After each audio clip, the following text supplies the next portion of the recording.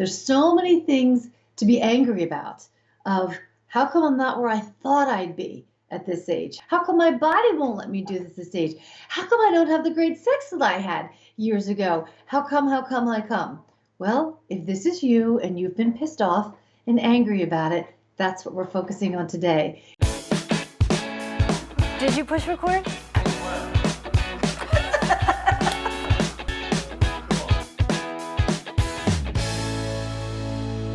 Thanks so much for tuning into our second act with Paige and Silka. For your second act of life. Hey, Silka. Hi, Paige. We're laughing because we have been playing with this friggin' system here for the last half an hour, trying to get some new cameras dialed in and getting prepped for our new emotional health series with our launch on anger. Which is perfect for Silka right now because she's been pretty pissed off with this camera stuff. This is crazy. So I went back to my old camera, this beautiful new camera. Anyway, it doesn't matter.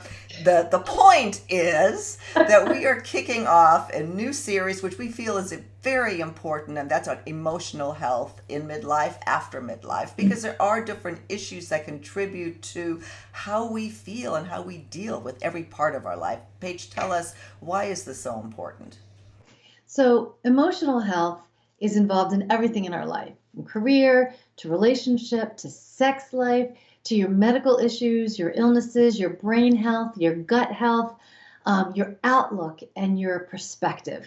It runs in everything that you do. And we've talked about this before, Silko, that by the time you're your age, by the time you Thank you. Yes, I'm about to turn 60. Thank you very much. By the time everyone is our age, in our age group, there's a lot of emotions that a lot of us have not dealt with that's been piling up. And we have talked about that here and there. But one of the biggest things that piles up, especially in midlife, is anger. There's so many things to be angry about of how come I'm not where I thought I'd be at this age? How come I don't have this at this age? How come I can't do this at this age? How come my body won't let me do this at this age? How come I don't have the great sex that I had years ago? How come? Well, if this is you and you've been pissed off and angry about it, that's what we're focusing on today, is how do you identify what's really going on underneath the anger? Because anger can't sit by itself. It's what's underneath it. And what I've shared with you before, Silka, is that for men are great at going to the anger place. That's their go-to emotion. But there needs to be a little bit of support with men on how to help them look at what's underneath the anger. So this isn't just for men, but it's for men and women, but with a little emphasis on my guys, that I know it's a little bit harder to go underneath to figure out what that anger's about, because it's easier for everybody to just be pissed off and angry. But anger stops you from moving forward. It's not good for your health. It builds walls so you can't move forward. It builds walls in relationships. It builds walls all the way around. So yeah, anger. Well, and it's good for all of us to understand, that, again, what you said, that there are underlying issues, of how anger is manifesting. So how you have a fun way to, kind of identify that. Let's have fun with anger. Yes. So when I hold this up, people might say, what the hell? This is like juvenile. But I got news for you. When you're dealing with anger, when you're so angry and pissed off, it's really hard to identify what feelings, what emotions are underneath your anger. So I have my adults all the time, and I actually did this when I was doing training on Wall Street, if you can believe that. So I have everybody draw. Can you see the anger boat, Silka? Okay. Your anger, and I'll capture that. I'll capture a graphic of that page, and I'll put it up. So you can go ahead and put it down, and I'll bring it up as we have to. Yes. So in the anger boat, I'll just cover myself for a second. In the anger boat, you see how the boat's kind of sinking, and there's a real ticked off person over here? Yeah. Yeah, that's me right now. That's Silka right now. So in the anger boat, we have the anchor that we drop, and here's the waves.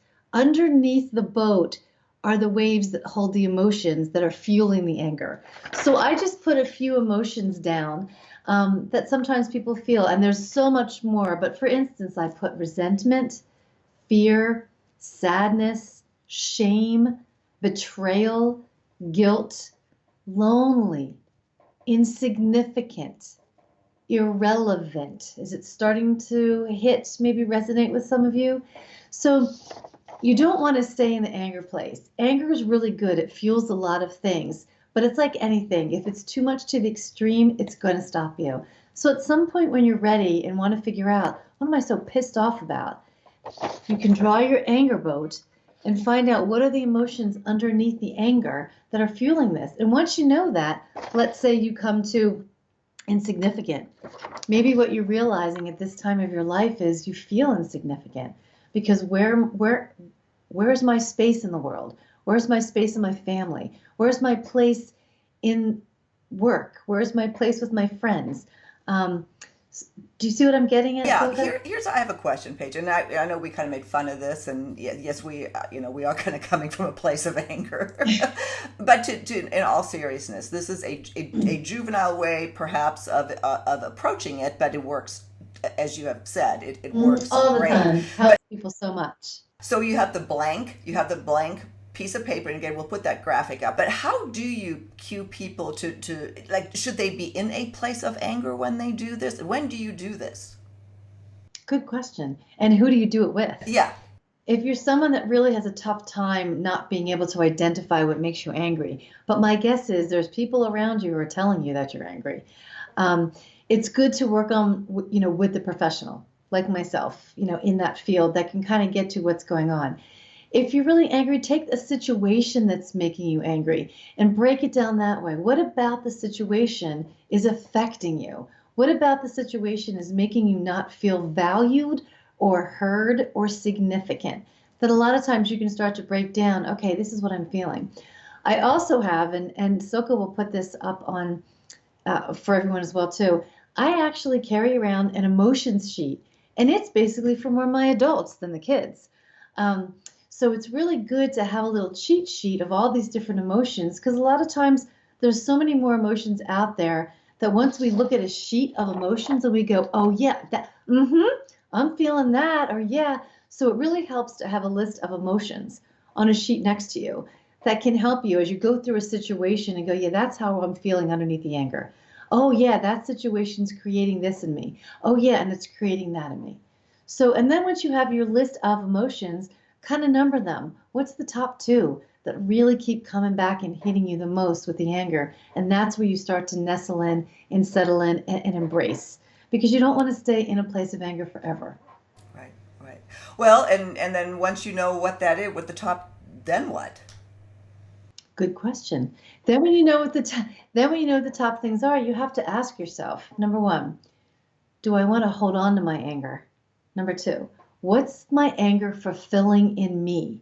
Number three, what's the anger blocking from me or for me?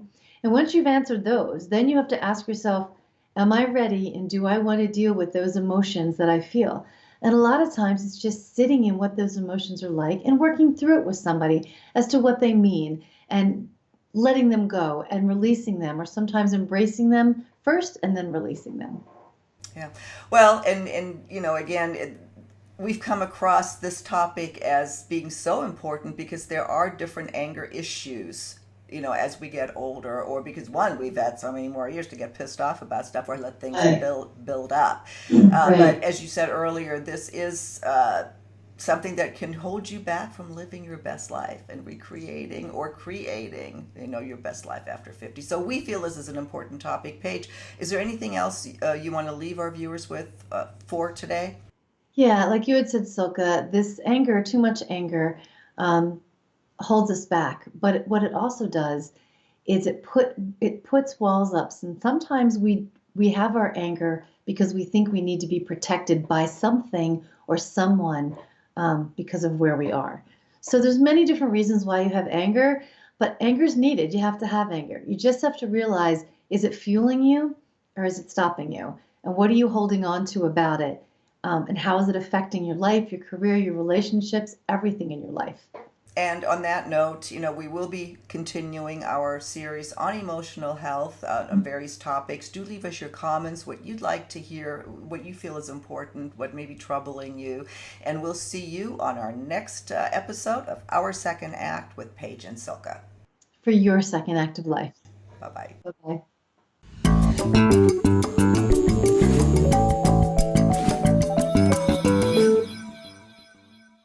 Thanks so much for joining us. For more information on living your life to the fullest after 50 and taking charge of your emotional health, please visit our website, secondact.tv. And if you haven't already done so, be sure to subscribe to our channel.